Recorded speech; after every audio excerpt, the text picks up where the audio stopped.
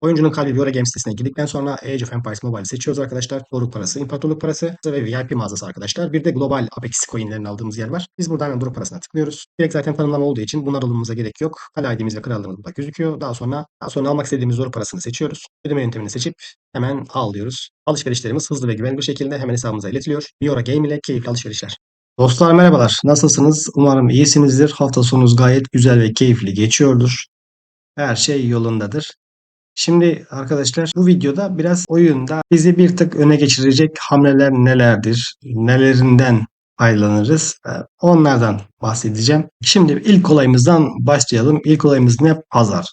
Pazarda biliyorsunuz inşaat bittiği zaman, teknoloji bittiği zaman ya da barakalarda askerler bittiği zaman orada mağaza açılıyor değil mi? Biz bu mağazayı nasıl 2 saatte bir açarız? Onu göstereceğim. Şimdi bazen tekinde oluyor bu marakalarda. Bazen ikisinde birden oluyor. Şimdi hemen göstereyim. Şunda bir tane örnek vereceğim. Daha 4 saat var değil mi? Bunu hemen bir iptal ediyoruz. Bak açılmadı değil mi? Şimdi güzel. Bak bazen tekinde açılıyor. O zaman ne yapacağım? Hemen bir de buradan iptal ediyorum. Şu an açıldı gördünüz mü? Olay bu. Bazen birinden açılıyor, bazen ikisinden açılıyor. Bunu arkadaşlar 2 saatte bir ya da 2,5 saatte bir yapabilirsiniz. Araya bir yarım saat daha koyup buradaki ödülleri alabilirsiniz.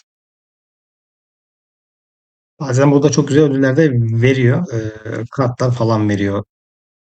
Savaş buffları falan veriyor arkadaşlar. Buraya saatlik bufflar falan çıkıyor. Bu şekilde buradan faydalanabilirsiniz. Aranızda illaki bilenler vardır. Bilmeyenler için de ne oldu? Öğretici bir video oldu. Umarım bu bilgi de işinize yaramıştır.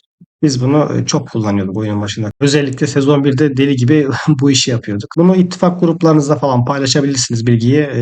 Free to play Lost Spender arkadaşlarımız bu bilgiden ne yapar? Faydalanırlar. En azından 2,5 saatte girecek damlaya damlaya bir göl yaratırlar kendilerine. Zaten sürekli oyuna ne yapıyoruz? Giriyoruz arkadaşlar. Giriş yapıyoruz. Şimdi bir diğer etkinliğimiz hem bizi ilgilendiriyor şahsi olarak hem de ittifakımızı ilgilendiriyor. Nedir arkadaşlar? Gökkuşağı akıntısı etkinliği. Peki burada mesela sıralama var değil mi? 19 bin, 20 bin, 23 bin. Bu ittifakımızın sıralaması. Ödül de zaten biliyorsunuz. Burada 5 tane Kalsedon veriyor. Burada 4 tane Kalsedon veriyor. Yani 1 2 arasında pek de bir fark yok. Ama hani presi açısından ittifakımda hani bir Kalsedon'dur ittifakım için diyorsan iyi dinle arkadaşım. Hani burada nasıl birinci olursun? Sana onun tüyosunu vereceğim şimdi. Bunun için ittifakın çok iyi organize olması lazım. Birinci işlem arkadaşlar geminizi açtığı zaman sarı gemi. Mutlaka sarı gemi yapmanız gerekiyor. Hatta e, takvimde bu etkinliği gördüğünüz zaman o gün gerekirse haklarınızı, yenileme haklarınızı kullanmayın. Çıkın maviyle çıkın, yeşille çıkın, morla çıkın ama kullanmayın. Bu etkinlik boyunca full sarı. Sarıyla hareket edeceksiniz ve açarken çok dikkatli olmanız lazım arkadaşlar. 2 tane yatırım yap. Yani o yatırım yap tiki var ya oraya tıklamanız gerekiyor. Birincisi. İkincisi yağma kısmı. Burayı yenileyip şurada mesela ne buldum ben?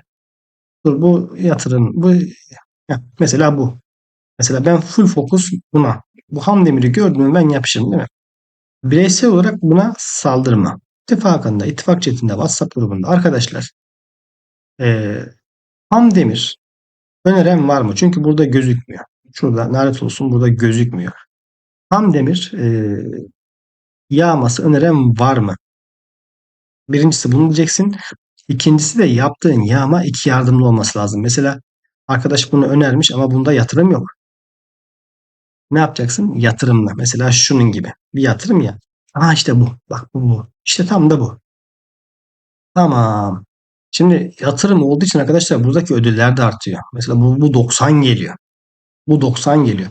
Ben buna tek saldırsam buradan bana az verecek. 9 verecek, 10 verecek. Bilemedim 15 verecek. Ama 2 tane yatırımla ittifak ödülünde adam paylaştığı zaman ben buradan yağma yaptığım zaman hani o belirtilecek yağma yaptığım zaman ne olacak? Bana oradan gökkuşağı altın paraları var ya fazla fazla verecek. Ve bunu ittifak olarak yaptığınız zaman sizi üst sıralara taşıyacak. Bu birinci etken arkadaşlar. Artı sizin buradan yapacağınız yağmalar da artacak. Bu daha çok gelecek. Ödüller daha çok gelecek. ittifak ödülünden yaptığınız için. Aynı zamanda sizin önerdiğinizi başka birisi yağmaladığı zaman da ilave de buradan alacak önerenler. Böyle bir etki de var. İkinci tüyosu da umarım buraya kadar anlaşılmıştır. Anlaşılmadıysa yorumlarda mutlaka yazın arkadaşlar. Anlamadığınız notları mutlaka yazın. Bu arada bir beğeni atarsanız sevinirim dostlar. Emeğe saygı. Beğeni atıp yorum yapan elleriniz dert görmesin, gönlünüz güzel geçsin diyelim. Bir diğer nokta ise arkadaşlar sıralamaya bakıyoruz. Önünde kimler var? Mesela biz diyelim ki 3. sıradayız. İttifak V4'leri diyecek ki hani birinciyi geçebiliyorsun, ikinciyi de geçebiliyorsun. Ama diğer ittifaklar da var. Arkadaşlar ne olursa olsun ittifak mesela krallık için konuşuyorum. Krallık 1 ile Krallık 2'nin gemilerine saldıracaksınız. Onların gemilerini ittifak ödülünde paylaşacaksınız. Ve paylaşırken de 2x olmasına özen göstereceksiniz. Ve sarı. Mor değil, sarı. Siz de gemi çıkartırken mutlaka sarı çıkartın. Yatırım yap kısmında sarı. Yani şunları yaptığınız zaman aşağıda mesela morlar var. Şu hatalar yaptığınız zaman arkadaşlar olmaz. Şunlar olmaz. Bunlarla ranka giremezsin. Bu şekilde ranka giremezsin. Gümüşünde vardır arkadaşım mesela. Burada şu an hani haklarını kullanılıyor ya. Buraya tıklıyorsun. Jeton bittiği zaman 100 gümüşe bir tane jeton alabiliyorsun. Yenileme jetonu. Tanesi 100 gümüş. Bilgimiz olsun. Benimkine tavsiyem 2-3 günü, yani 2 gün önceden takvimde gördüğünüz görünmez. Jetonlarınızı kullanmayın. Yenileme jetonlarını kullanmayın. Biriktirin, stok yapın. Zaten bu etkinlikte size bol bol veriyor yenileme jetonu. Sarı gemi gelene kadar, efsane gemi gelene kadar ne yapacağız? Biriktirmeye devam edeceğiz. Üçüncüsü arkadaşlar artık kasaba merkezi mesela savaş salonu, üniversite, kale tesisi inşaatları var ya. Önceden puan veriyordu. Çok da güzel puan veriyordu çarpanla. Şu an artık puan vermiyor. Bilginiz olsun arkadaşlar. Kaldırdılar. Günden itibaren puan gelmiyor. Haberiniz olsun. Ona göre inşaatınızı basabilirsiniz. Ona göre kullanabilirsiniz. Oraya da yazdık. Kale tesisleri puan vermiyor dediler. Bu kadar basit. Ama aylarca biz bunlardan puan aldık. Bu konudan bilginiz olsun diye bunu da söylemiş olayım. İkinci bir konu arkadaşlar. Binek'te mesela. Şöyle göstereyim. Hayvan Araştırma Merkezi'ne. Gün benim burada 9.500 10.000 falan vardı. 10.000 puanım vardı. Acaba kaç puan veriyor? 10.000 tane içgörü puan arkadaşlar 2.7-2.8 milyon puan verdi. Yani KVK'da 10 bin tane içgörü puanı biriktirecektim de KVK'da içgörü puanı basayım ilave puan gelsin diyorsan yani verdiği puan çok düşük. 10 bin içgörüye 3 milyon puan vermedi. Güçten geri kalmana değmez. Yine de biriktirmek istersen sen bilirsin. Yani aradaki fark bu. Güçten geri kalma. Bas geç. Hani ama yok hani ben 2 milyon 3 milyon olsun sıkıntı değil. 1 milyon olsun sıkıntı değil. Ben beklerim. O bana lazım olabilir.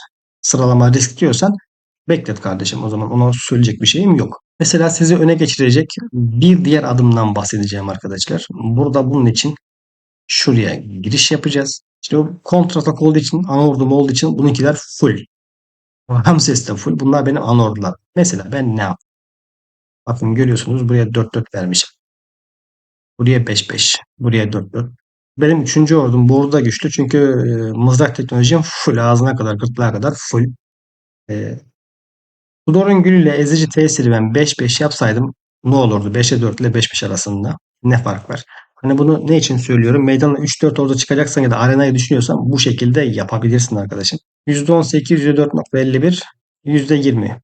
Burada %2'lik bir fark var. Alınan hasarı %2 daha azaltır etkisi var. Kumandanın verdiği hasar da 0.49 artırıyor.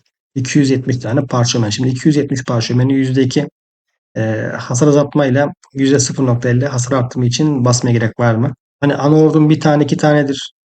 Bas. Beceri parşömeni vardır. Bas. Ama beceri parşömeninde sıkıntı yaşıyorsan bazı becerileri 4 yıldızda bırakıp o 270 beceriyle diğer birliklerine ne yaparsın ya da diğer kahramanın becerilerini verebilirsin. Beceri parşömenlerini de arkadaşlar bu şekilde kullanabilirsiniz. Aynısını şeyde de yapabilirsiniz. Mesela buradakilerin dört dörtlemezsin de böyle bir diş bir diş bir diş bırakırsın. Tamam mı? İkinci ordunun dördüncü yıldızlarını açarsın mesela. Ben açmışım da. Mesela diğerlerini açarsın mesela. Kaç istiyor burası? 8 tane istiyor mesela. 8 paylaştırabilirsin. Dördüncü yıldızdan açarsın. Bir tık daha ikinci ordunu güçlendirebilirsin. İkinci ordunu güçlendirmek istiyorsan. Ben şu an istemiyorum. Yeterince güçlü. Kiros'un becerilerini full fokus yapmaya çalışıyorum. Roland geldiği zaman Kiros, Roland, Mansa Musa devam edelim. Kiros'un yeni bir kumandan geldiği zaman da Mansa Musa çıkar. Yeni kumandan Kiros, Roland oynamaya devam ederim. Elimde 5 yıldız Bodica var. Ama ben 5 yıldız Barbaros oynuyorum. Statlarım iyi. E, Tesis puanlarından falan. Normalde burada ben 20 level yüce daha kullanıyorum ama huzurlu sığınak saniye başına tetiklensin diye. Çünkü huzurlu sığınak bir kere tetiklendikten sonra saniye başına tetikleniyor arkadaşlar. Öyle söyleyeyim ben sana. 3 saniyelik dilimden. Hatta zaman da geçiyor. Yani sürekli can yenilediği için süresi durmadan uzuyor. Durmadan uzuyor arkadaşlar. Hiç bitmiyor. O yüzden Şahin yüzüğü kullanıyorum. Normalde başka bir kahraman olsa burada huzurlu sınak olmayan buranın hakkı Yüce Dağ 20 level onu kullanıyorum. 30 level yaban domuzu var. 40 levelde yıkım habercisi var. Çok memnunum bu yüzükten. Yani hiç pişman etmedi bu yüzük beni. İyi ki de yapmışım dediğim bir yüzük. Dostlar bu ufak bilgiler umarım işinize yaramıştır. Seviliyorsunuz. Kendinize iyi bakın. Beğeni ve yorum atmayı unutmayın. Ama hala kanala abone olmadıysan bir abone butonuna basarsan sevinirim dostum. Kendinize çok iyi bakın. Bir sonraki videoda görüşmek üzere. Hoşçakalın.